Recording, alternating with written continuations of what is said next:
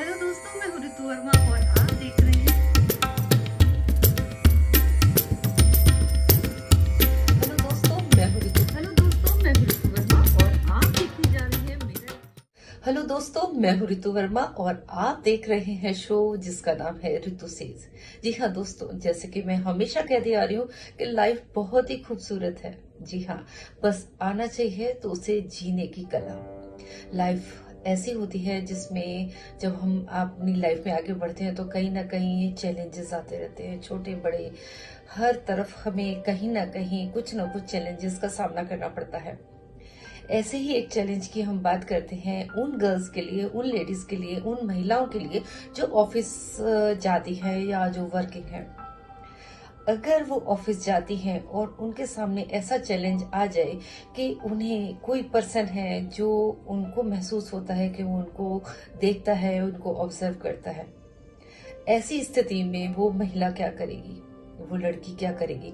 तो दोस्तों, हम यही कर सकते हैं कि पहले हम उस सिचुएशन को देखेंगे या उसको ऑब्जर्व करेंगे कि वो हमें कैसे देखता है या उसका क्या वे है, देखने का क्या तरीका है और उसकी और भी एक्टिविटीज क्या हैं, क्या हरकतें हैं, क्या उसके इशारे मिलते हैं हमें, क्या वो बात करना चाह रहा है, क्या वो देखता ही है, क्या उसका। इसके भी कुछ लेवल्स हैं लोगों को छेड़ने के कि क्या वो गंदी नजर से देख रहा है, क्या उसकी इंटेंशन रॉन्ग है, क्या वो अकेले में हमें मिल के बात करना चाह रहा है या कुछ ऐसा वक्त देख रहा है कि हम अकेले हों। तो बहुत सारी कंडीशंस हैं। अगर ऐसा लगता है कि कोई आपको देख रहा है तो हम स्टार्टिंग में इसको बहुत लाइटली ले सकते हैं। और महिलाओं की जो होती है वो सिक्स सेंस बहुत तेज होती है, वो बहुत जल्दी इन चीजों को कैच कर लेती है और नजर भी आ जाता है। तो ऐसे में हमें घबराने की, सबसे पहले हमें पैनिक होने की और घबराने की जरूरत नहीं है। जहां तक हो सकता है हमें इस टॉपिक को, इस मसले को खुद के लेवल पर संभालना चाहिए जब तक आपको लगता है कि डेंजर जोन में आप नहीं हैं।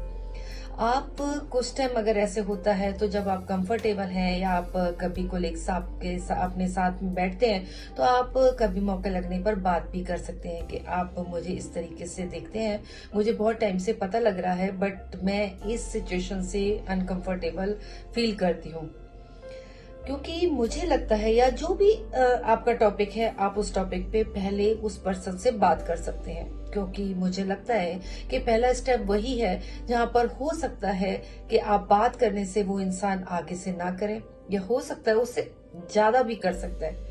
उस टॉपिक पे हम नेक्स्ट शो में बात करेंगे, बट यहाँ पर हम बात करते हैं कि हम उस इंसान से बात करके पहले उसके बारे में जान लेते हैं कि उसके दिल में क्या है, वो ऐसा क्यों देख रहा है या क्या कहना चाहता है।